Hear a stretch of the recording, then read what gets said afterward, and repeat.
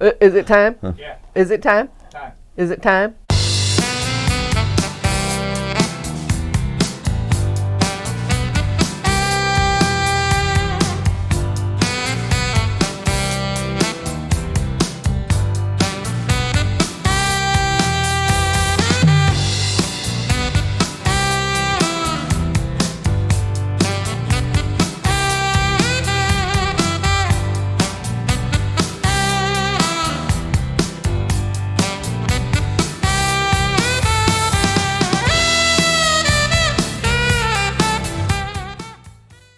And I've got Eric Rice, and we are on a journey. It is a hoot journey? already. No, we've already started.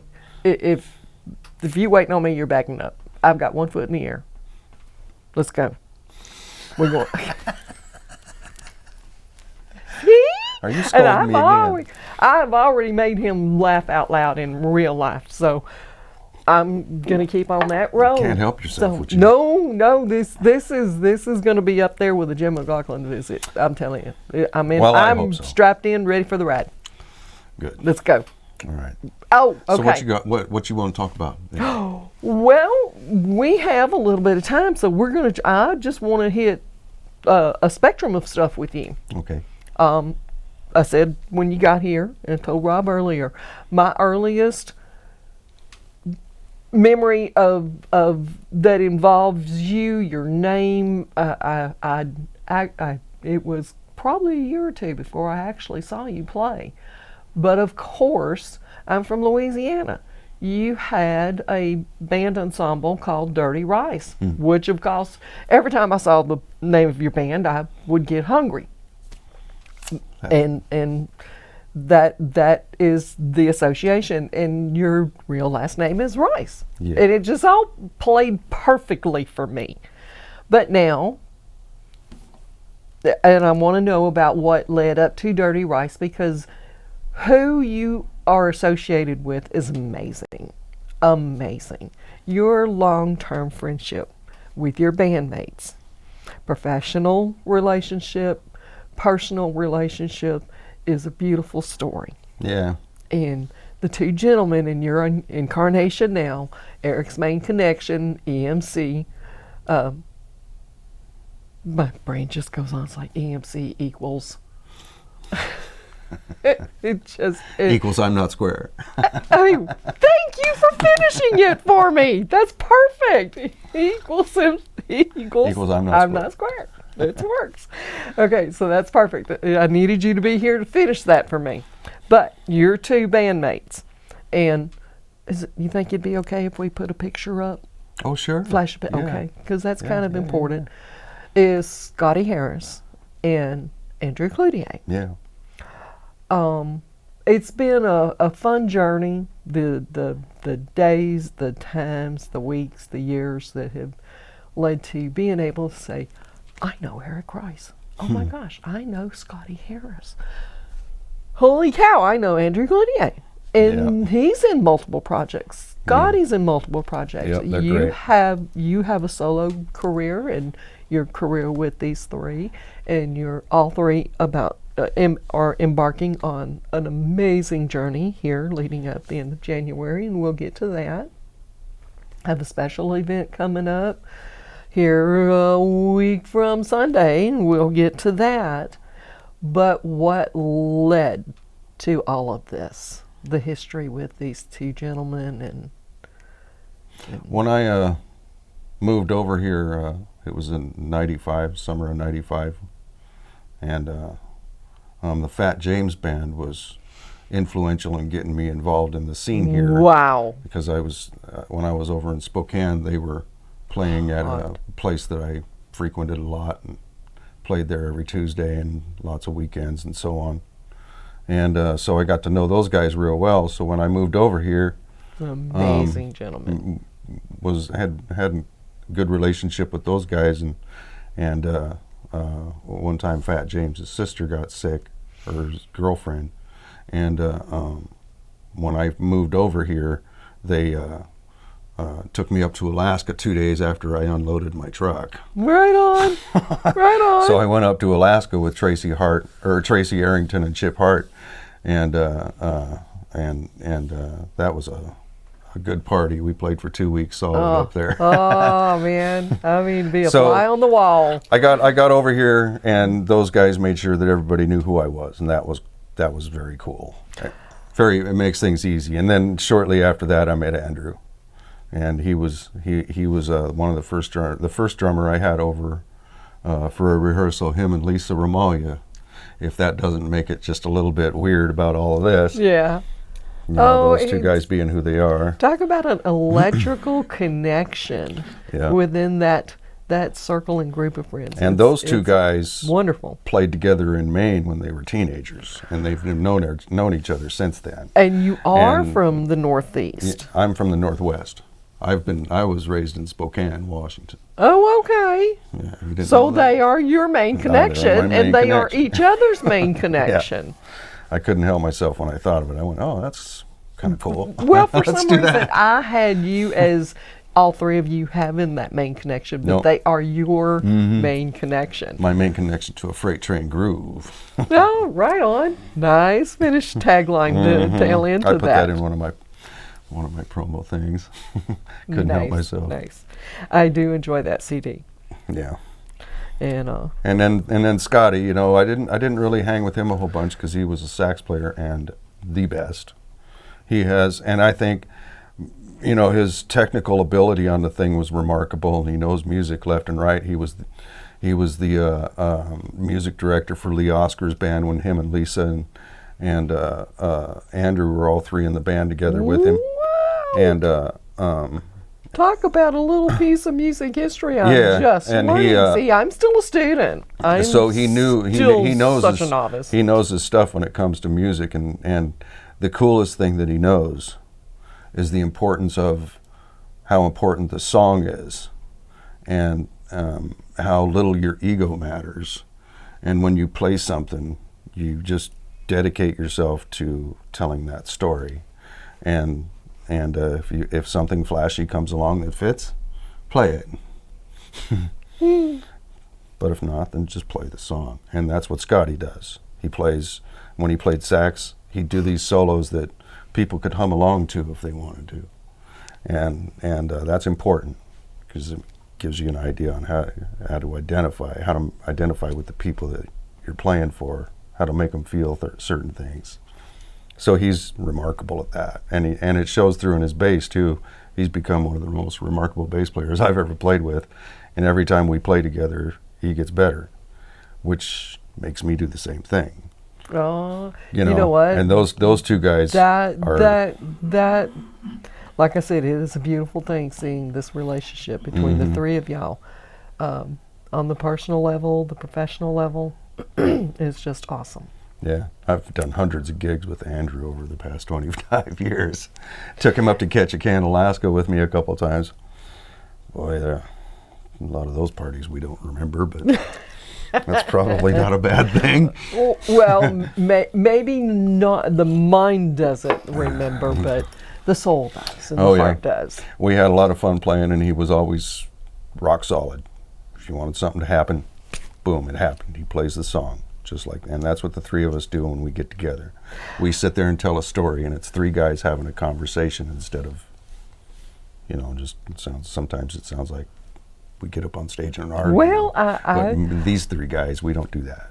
I fun. can see the I three love of it. y'all, in my mind's eye, the three of y'all on a southern back porch. I know it's Maine, Northeast, you're Northwest, but for me, in my mind's eye, the camaraderie between the three of y'all, it's on a back porch playing along, and friends are coming through because Joel Astley came through on this back porch and sat in for a spell for y'all. Jesse Weston came through and sat in and played a spell with y'all. Mm-hmm. So it's just this invitation of friends coming by and hanging out and doing good music. I like doing that too on our Sunday night thing that we do over at Peebo's with Tommy Cook, Scotty and I. Yeah. That's what that's all about. We have a different guest every week, and that's been a huge learning experience for me because for a long time when I first got over here, I was a 1-4-5 Texas shuffle guy. Yeah. and that's about all I did, really. Jimi Hendrix songs and Stevie Ray and all that kind of stuff, and I didn't really showcase my original music like we're doing now. And Is this latest project more indicative, I mean, because remember, I'm still a novice in the music community. I don't know the history, but this CD, this album with these people is more truly reflecting who you are, what you want to put out there, your product, what you want to say. And it'll be how ever you want to evolving. say it. Here's a thing that I've learned lately, and the music industry's changing. We all know that. Napster did their thing, and downloading music became a thing. And making a whole record at this point, I'm starting to discover I think might be kind of pointless. And so what I'm kind of thinking, even with the resurgence of the big vinyl. yeah, well, it's not that I don't want to release a record, but what I'm going to do, because what I feel happens is if you release a record, people will pick and choose a song that they like, and the rest of them get buried in it, because nowadays people only listen to one or two songs, and then they're moving on to something else. And that's just the way it is. Maybe not for you and me, but I still listen to complete records. Rolling Stones, It's Only Rock and Roll is a musical journey that you can't deny. You put a set of headphones on and crank that thing up, and you're going down a way different road. It's awesome. But people don't do that no more. So we're going to release duos, and we're going to release two songs I think we're going to release 2 songs like every 3-4 months. And feature those and find out what people like. Because that's what it used to be like when people had 45s back in the old days. They'd release a 45. It's in the, So find out if it worked. If it don't work, well, don't do that again. Well, that's right. Test the formulas. Yeah. So, and right now the formulas are constantly changing, which is cool.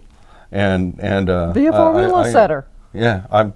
Well, that's what we're trying to do. Not on purpose, but we're just being ourselves. That's the most important thing, is don't let any other kind of thing get in the way. Yeah. And when you play music, be yourself. And now,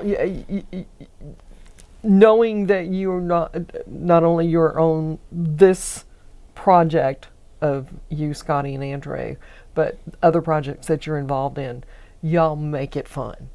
Mm-hmm. And it's dancing, it's listenable, it's singable. I can hear the words. That's just someone from my era. I can hear the words. I can learn the song and I can sing along with it. And thanks for providing the lyrics too. Because I do go and look at it and it's like, oh yeah, I want to learn this one. And I'm belting right along with you every time in the car. So yeah, that's it. So you 3, that's the wonderful history currently. You 3, you are about to participate, and I know this because I'm going to be there, at Blues Invasion, Sunday, November 20th. Multiple venues in downtown Snohomish, Spada Brewery, Piccadilly Circus, the Looking Glass, the Oxford, and Collector's Choice / Old Man Brewery, which is where you will be performing EMC, the last set of the evening at Collector's Choice. Everybody will want to make your way from downtown Snohomish on 1st Street as the other venues close down and the performances end up. You'll want to make your way to Collector's Choice to catch EMC. And all the other wonderful musicians that are coming out, giving of their time to support their fellow musicians to get them to Memphis for the International Blues Competition the end of January. And EMC is representing in the band category for the Washington Blues Society. And we're well represented, and we've got a wonderful solo duo going. And I'm a horrible hostess for not remembering their name. I'm just just put it out there. I'm terrible. So, but I will make sure they're in the credits because they deserve the recognition for representing as the solo duo performers for the Washington Blues Society as well. They will also be at Blues Invasion. And it's going to be a wonderful Sunday. There will be a shuttle service provided from Collector's Choice on Mint Brewery to downtown First Avenue at one of the corners there. And y'all come have fun. But After Blues Invasion is the International Blues Competition in Memphis. It's the last week. 24th through the 28th. Right. Now, And we're also going to be doing the showcase band. at What's the name of that name of that bar? I can't remember. oh There's like millions of them up and down the street. okay, so I have And I'm this close to dementia. I have some personal experience with Memphis and that part of Tennessee. Lived north of Memphis twice in my childhood. My dad was stationed at Millington 2 different times. And then my son was an outpatient at St. Jude's, so we'd gone to Memphis regularly. And it is the most caring town It's a and cool county place. towards St. Jude's children. This just to say, St. Jude's, when children go to that hospital, they know that hospital is there for them. That hospital does more hand-holding to the parents. The kids know they own it. They know that hospital is there for them. And I know this from personal experience. And I know how caring that Memphis is and how supportive they are towards musicians and all the cool stuff to see there. The Pyramid, the Gibson Museum. The voodoo shops. What? No. And then land skis and completely from a tourist perspective, you got to see the Peabody Ducks either coming down. These came from Marie Laveau's in New Orleans. I'm a Yankee Cajun. I'm from Northeast Louisiana. I'm more about the biscuits and cornbread and gravy and deer hunting and squirrel hunting and fishing and Yeah, New Orleans is different. yeah. Wait a minute, I pronounce it wrong. It's Nolans, right? Well, no. It all depends on the N-A-W-L-N-S. context in which you say it. You can either say New Orleans or New Orleans or Nolans, or it just depends on where you're from and how you're saying it, and that's all I got to say about that. That's just my own personal perspective on it. That's all I got to say about that. All I got to say about that.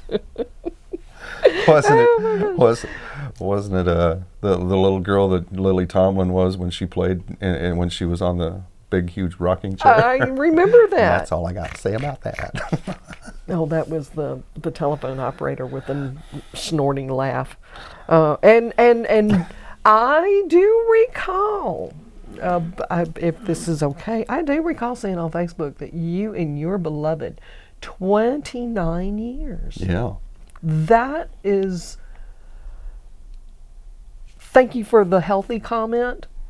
All I got to say is, y'all are only 19 years on me and Rob. We're gonna get there. But that's pretty amazing in today's times.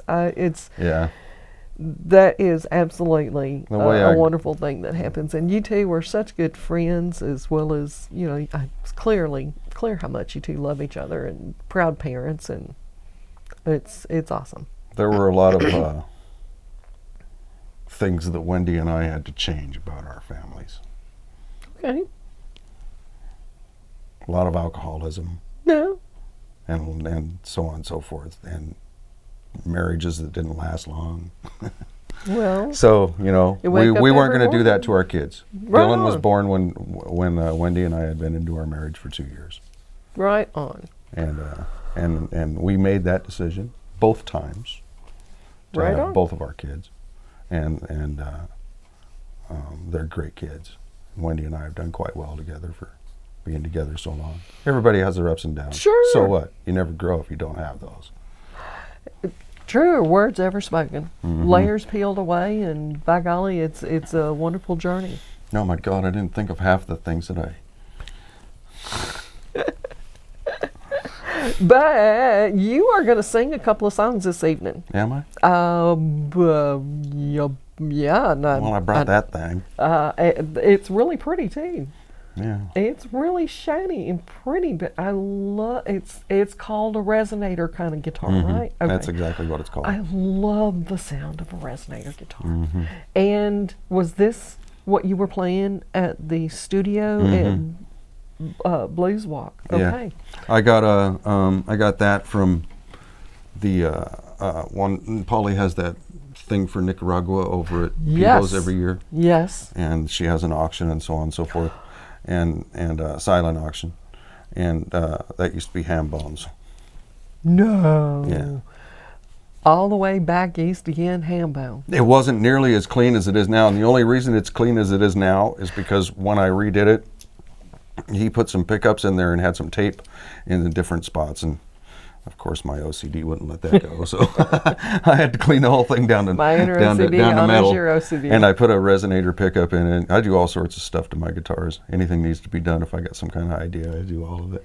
I had a remember. friend. I had a friend that did that stuff for me, and he just passed. But I remember being at a blues bash back when it was at the Red Crane. Sammy Eubanks was the guest, and something happened. He didn't have some kind of equipment, and I can still, just as clear as there was a stage in front of us right now, Sammy Eubanks was up there, hear him thanking you for saving him. You brought equipment. And yeah, I can't remember what that was. You are very much beloved and respected in the music community. Yeah. When I started playing back in Spokane, back in 1987 was my first professional gig, and it always was a blues thing. I've been playing blues ever since I started playing music, and one of the things I can say proudly is I've never gotten paid for playing old-time rock and roll on stage or any of those songs. I've been a blues guy ever since then. The first time I heard Howlin' Wolf and Willie Dixon and all that stuff, that was it. That was all I wanted to do. I wanted to learn how to play that. When I saw Buddy Guy live, I went, that guy.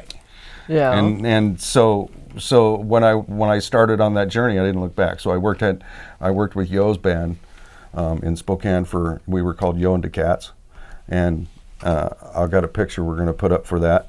And then I started my band JR Boogie, and right when Yo had his band going, Too Slim and the Tail Draggers was getting started. So all three of us were kind of wrestling around town and stuff and making a bunch of noise. Spokane, we had one hell of a blues scene back then. When Yo was running the jam session at the Red Lion Tavern, that Craig Heimbigner that runs all those festivals over on the east side, he used to run the Red Lion Tavern, and that place had some of the coolest music ever come through there. And I was listening to this stuff when I'm 23 going, whoa! Mark Whitman came over with Kathy Hart and the Blue Stars, and Chris Layton and Victor Little were playing behind those guys, and I was like, oh my God. And I think Norm Bellis even sat in with them that night. And I had a bass player that went to Alcoholics Anonymous, and he had made friends with Jojo Hansen, because Jojo Hansen came over because he had issues, like a lot of us go through. So he went to Spokane, and when he introduced me to Joe, my bass player did, and we got together and started playing. I don't know if you know who Jojo Hansen is, but he was a big deal back in the 60s and 50s. And even I'm the still 70s. learning here. And so I got to play with him and Norm Bellis for like about 8 months or so, and that was one hell of a learning experience for a 21-year-old kid. So, but anyways, back to the Red Lion and all that stuff, that's where everything started happening. When I found blues, that was it. I didn't want to do anything else, and I never did. And that was in 87. 87 and Spokane. right, and then around 95 you showed up on the west side. And as memory serves me, at Lisa's memorial, her and Scotty migrated, or maybe different paths, but wound up here, kind of parallel, winding up here. They didn't meet until, this is funny, you want to hear how they met? I've heard the story, but tell me again, because this would be cool. He's how are from we on time, honey? Oh, right on, because I want to hear this. he I probably should Again. let him tell this story, and when he comes around, he will. You should have him in here. Who him? Scotty. I would love to have all three of y'all yeah. in here. Anyways, so he came from Maine, and Lisa was from the Bronx, and her great uncle, by the way, was Joey LaMotta, the boxer. That's why that name That's sounds cool. familiar. That's cool history. I That's don't care her who you are. uncle. That's cool history. Everything about Lisa was cool. So she went to Missoula, Montana, and lived there for years. She was a dancer, and one hell of a dancer too. And she decided she wanted to play bass. So she bought this bass and this amplifier, and Scotty has the bass still. Mm-hmm. And Sure. she was hanging around with guys over in Missoula and stuff, and she had a boyfriend over there, and they had a band and blah, blah, blah, and she got really good at it. And it was just a natural feel. Everything came out of her like boom. And so anyways, that's where Lisa ended up. She ended up there for years and years and years. And so Scotty moved over here in like 93 or 4. No, it was 94, I believe. And Y'all were right there within a couple of we years all of moved in each here. other. Yeah, Andrew moved here first, and then Scotty came next because Andrew got him on the phone and said, "You got to come out here now," and he did. Those two are dedicated to music. So Scotty's in playing somewhere. I can't remember where he was playing, but Lisa comes up to him and says, "So and so from Missoula, Montana, said I'm supposed to get a hold of you when I get here. My name's Lisa Ramoya." And right when he saw her, it was all over. It was all over for Yeah. him. Yeah, I kind of he know knew that right. He feeling. knew right away that he loved that girl. Ah, And can God bless her. yeah. Yeah, mine happened on a Monday night dance. Are At you the rec winking at room. him? I saw her winking at him. So, but speaking of that guitar, and you playing at the art gallery, right? Art gallery, a bookstore. It started with a P and it was a winery. Up. Okay, yes, you were right. You never fail to make me smile, grin, whatever, because I was darting around that evening trying to get snippets of videos of as many performers as I could and pictures and stuff. And sure enough, just thought when I thought I could slip in, get a picture, get a snippet of video, you worked Miss Kitty into a song. And I can't function because just slay me. Should I say it? You don't have to. I've heard it the entire time you've been Hi, singing. Miss Kitty. That's the external version of what I've been hearing the entire time you've been here. It's like- Gunsmoke, right? Yeah. I watched all those westerns when I was growing up. Yeah. I was the biggest Clint Eastwood fan you ever saw. Oh, I saw okay. every one of them movies. Every time they came on TV, I was glued. Gunsmoke. Who was better as the sidekick? Which one? There was the original and then the second. I can't remember. It's been so long since I've watched any of that. Oh, It's been years. who was the deputy? I can't remember his name. What was his name? Well, Come it was on, you Ken watch it all. something. What? Yeah, was see, it she doesn't know either. Festus? That's Adam's family. Festus. It was No. Festus. But who was the young man that came after Festus? I can't remember. Had brown hair. What was it, Bucky? It's been so long since I've seen any of that. But I'm at a loss. the original Festus or the kid? The OG or the kid? Probably the kid. I have to go with the OG. It was Festus. He was See, the best. We agree to disagree. We've been okay. I think we covered it all. Say that again. I think we covered it all. I think we did. I think we did. I got all You're sorts of gonna play. stories. You could get me going Are you for kidding? hours. Between you and Billy Stoops and Jim McLaughlin Oh, and yeah. Nick Vigorino, that I bet Nick's got some cool stories. Oh, Him and I sitting around. Him and I sitting around with a bottle of Jack Daniels would be too much fun. one of the most fun conversations that I ever had with Nick was in Facebook Messenger. I had posted a video of Leon Russell. It was in England. Joe Cocker and Kathy McDonald was in it. And out God of the bless her soul. blue, Nick Vigorino sends me a private message. Just the fact that he sent a private message was like, my brain was exploding, right? But he filled me in on a little history of that video that Leon Russell got ticked off because Joe Cocker got more. He was like, he became the star of the show. Mm-hmm. And I'm like, whoa, what a cool thing to know from somebody that was there. Oh my gosh. So that was my cool story with Nick Vigorino. But y'all just sit you guys here and y'all swap stories and we'll just sit there and listen. My God, if Nick and like I said, Oh. Nick Vigorino, me and a bottle of Jack right here. That would be hilarious. Just pretend the camera wasn't there. After 4 or 5 shots, we'd forget it was there. And forget where you were here. All right, y'all, we appreciate you joining us for Live at 12:05 with our special guest, Eric Rice of Eric's Main Connection, and featuring with his bandmates, Scotty Harris and Andrew Cloutier, performing at Blues Invasion Sunday, November 20th. Our representatives in Memphis for the International Blues Competition at the end of January. Keep up with it. There will be broadcasting in some form, I'm sure, someplace, but we had fun with this broadcast. Bye, y'all. Bye. So we have this new album out, and here's one of the songs on there. It's an old shuffle type of thing, and I wrote this for no particular reason. It's a little thing called Cry Your Fool Heart Out.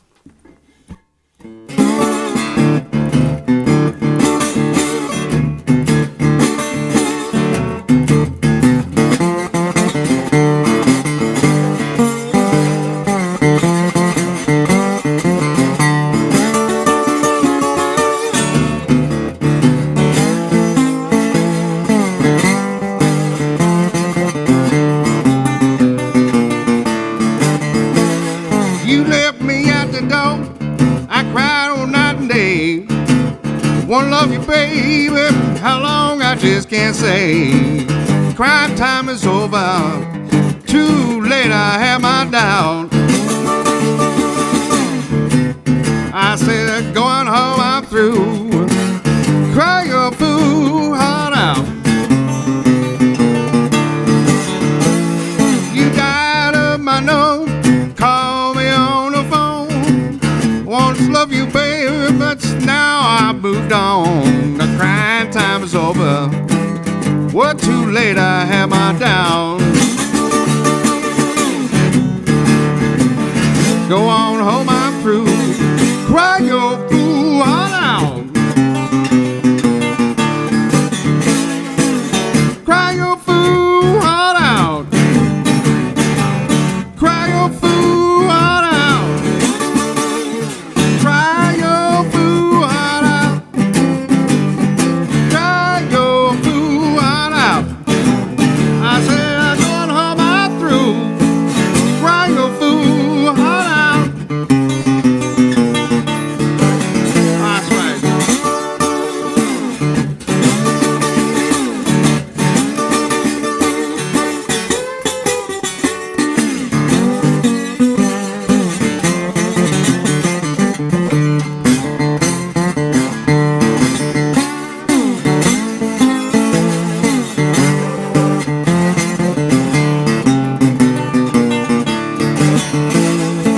Say you've been lonely, baby, I was lonely too. Can't live without me, but I left me crying for you. But your crying time is over. It's too late, I have my doubt.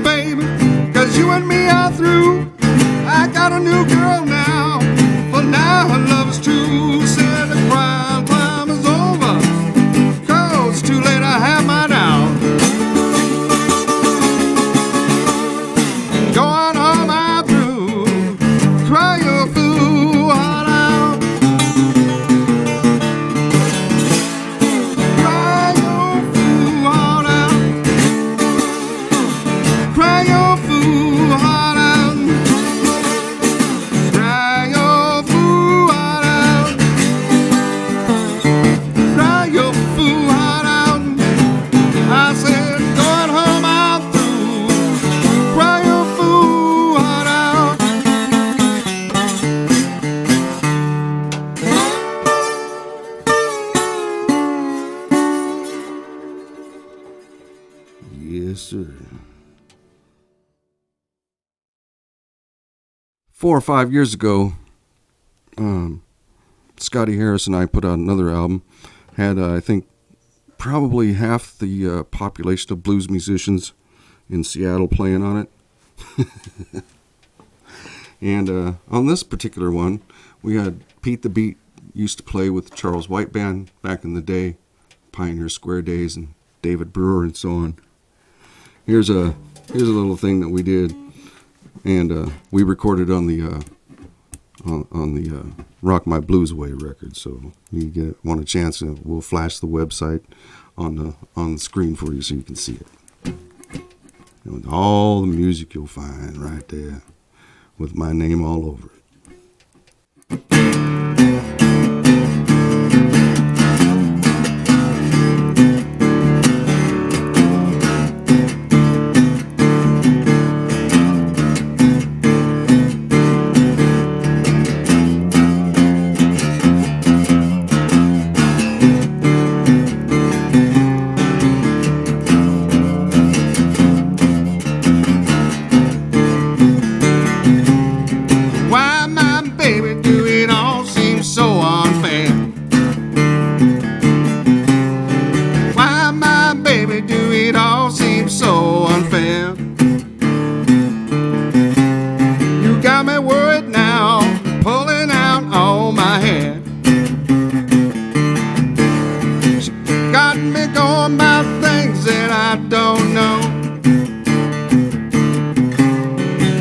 Got me going about things that I don't know.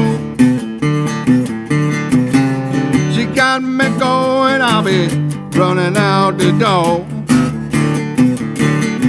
She keep me guessing. She got my number. She got my number. My baby got my number. My girl got my number and she call me on it all the time. When I get drunk, tell me who gonna carry me home. When I get drunk, tell me who gonna carry me home. I'm sober now, but I won't be sober long. Got my number. She got my number. Ooh. Oh my girl, she got my number. Well, she got my number and she call me on it all the time.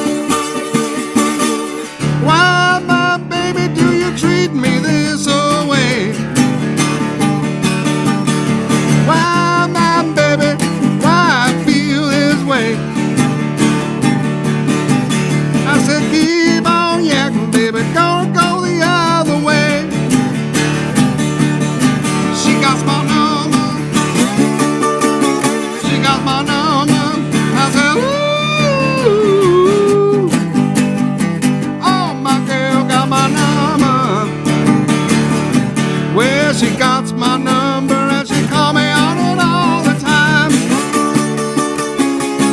Well, she got my number and she call me on it all the time. Yeah, she got my number and she call me on it all the time.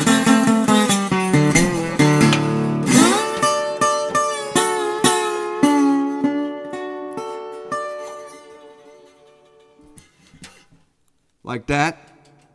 Just like that.